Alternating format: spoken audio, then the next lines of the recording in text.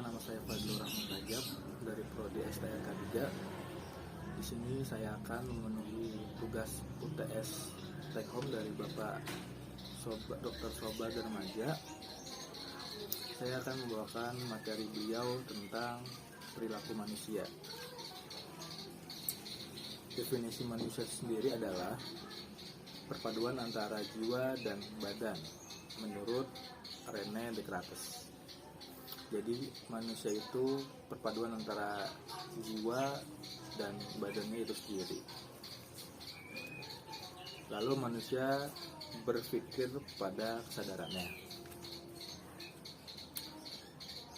Perilaku manusia. Perilaku manusia adalah tindakan atau aktivitas baik yang diamati langsung maupun tidak langsung, menurut Noto Atmojo tahun 2003. Perilaku adalah respon terhadap stimulus yang berasal dari dalam diri seseorang itu sendiri maupun dari luar orang itu sendiri.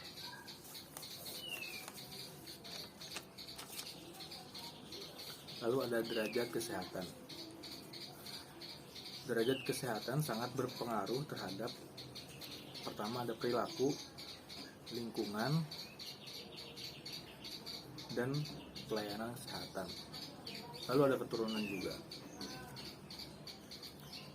Perilaku kesehatan berpengaruh terhadap status kesehatan seseorang atau masyarakat. Lalu perilaku kesehatan adalah usaha seseorang untuk menjaga atau memelihara kesehatan agar tidak sakit dan usaha untuk penyembuhan bila mana sakit. Jadi yang dimaksud perilaku kesehatan itu adalah usaha seseorang untuk tidak sakit, dan bila mana sakit, seseorang tersebut berusaha untuk sembuh dari penyakitnya. Itu yang disebut perilaku kesehatan. Lalu ada psikologi kesehatan. Psikologi kesehatan adalah studi tentang proses psikologis dan perilaku dalam kesehatan, penyakit, dan perawatan kesehatan. Kalau psikologi kesehatan lebih ke proses psikologisnya sendiri, seseorang itu sendiri sih,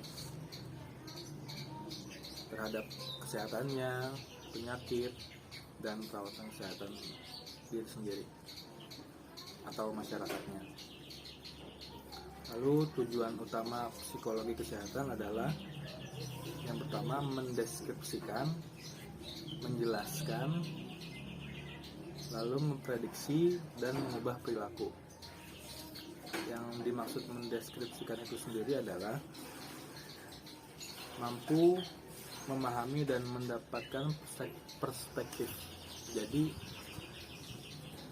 tujuan utama psikologi kesehatan yaitu mendeskripsikan ialah jadi seseorang itu sendiri mampu memahami masalah dan dapat memecahkan masalah, mendapatkan perspektif. Lalu ada menjelaskan.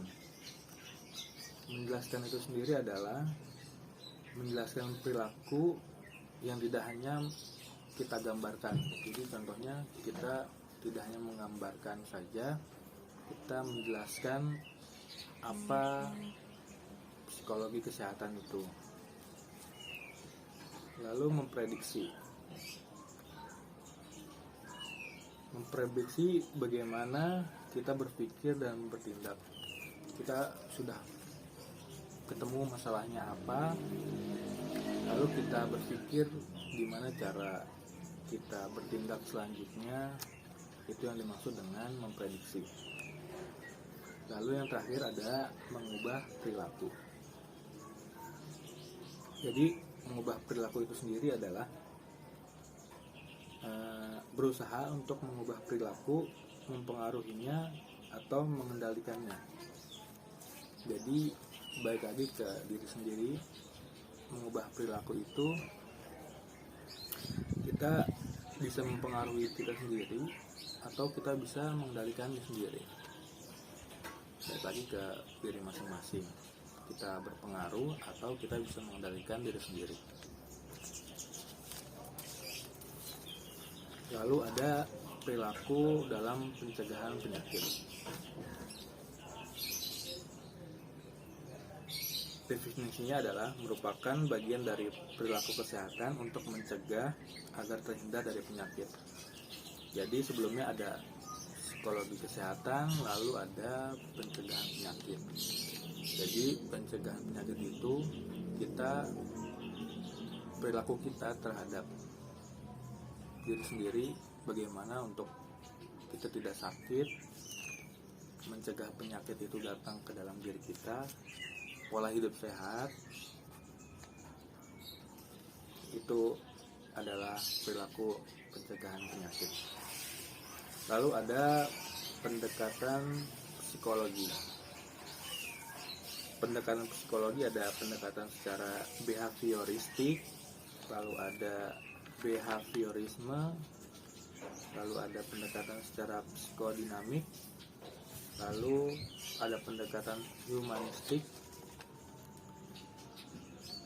lalu pendekatan kognitivisme, dan terakhir pendekatan biologikal.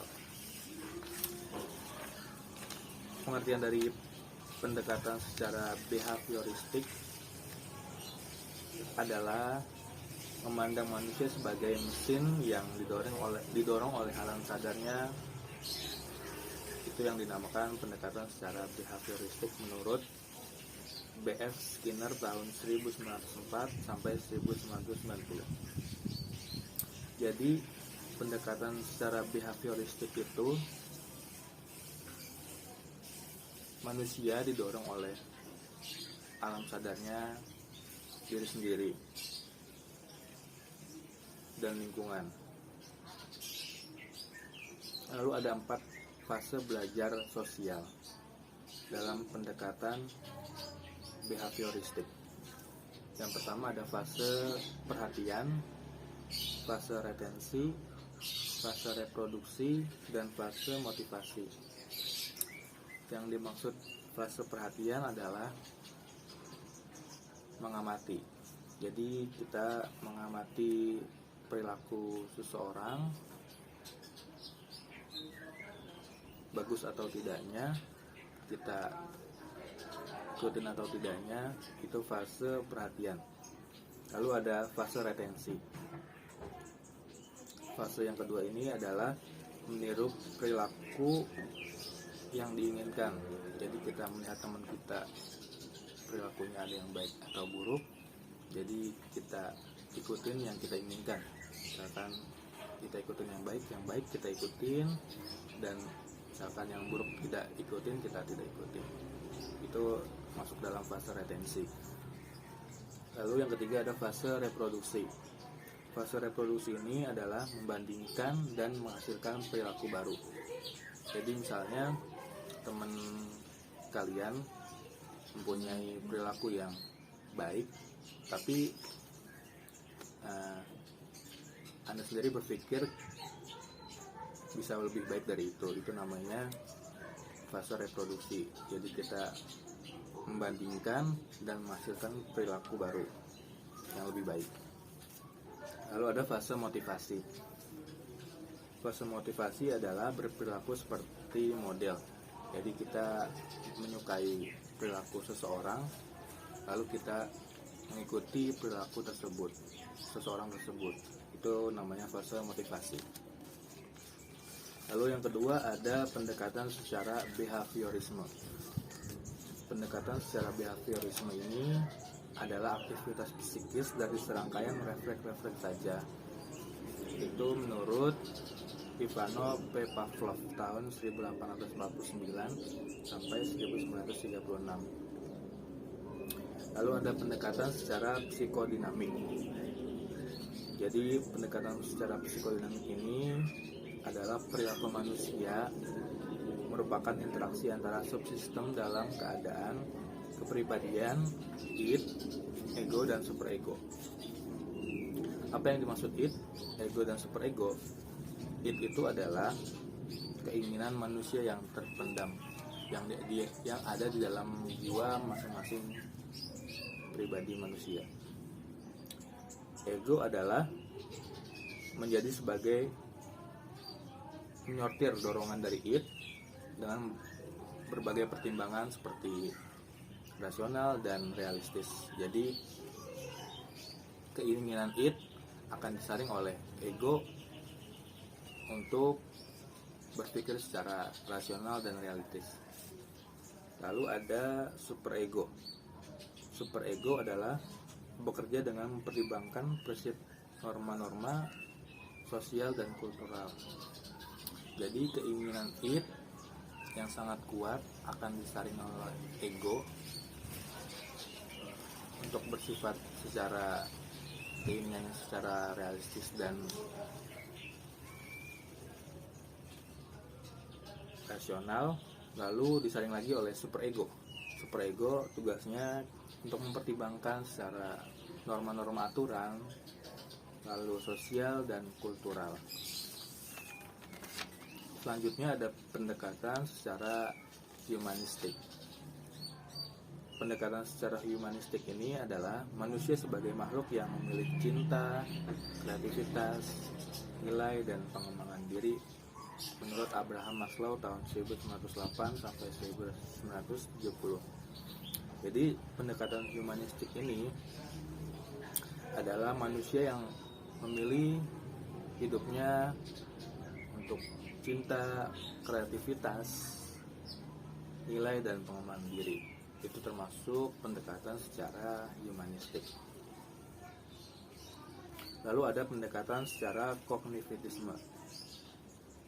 Kognitivisme ini adalah tingkah laku manusia yang ditentukan oleh totalitas rangsangan saja, tapi juga ditentukan oleh psikologis yang ada dalam diri seseorang tersebut.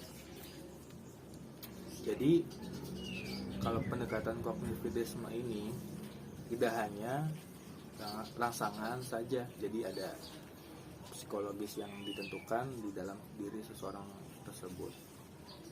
Lalu yang terakhir ada pendekatan biologikal. Pendekatan biologikal ini adalah perilaku manusia yang dikaitkan dengan kesediaan yang ada dalam otak dan sistem saraf manusia. Jadi lebih ke kejadian yang ada di dalam otak dan sistem-sistem saraf manusia tersebut. Nah, jadi itu adalah materi-materi yang ada di perilaku manusia. Mungkin cukup sekian dari penjelasan saya. Terima kasih untuk sebelumnya. Assalamualaikum warahmatullahi wabarakatuh.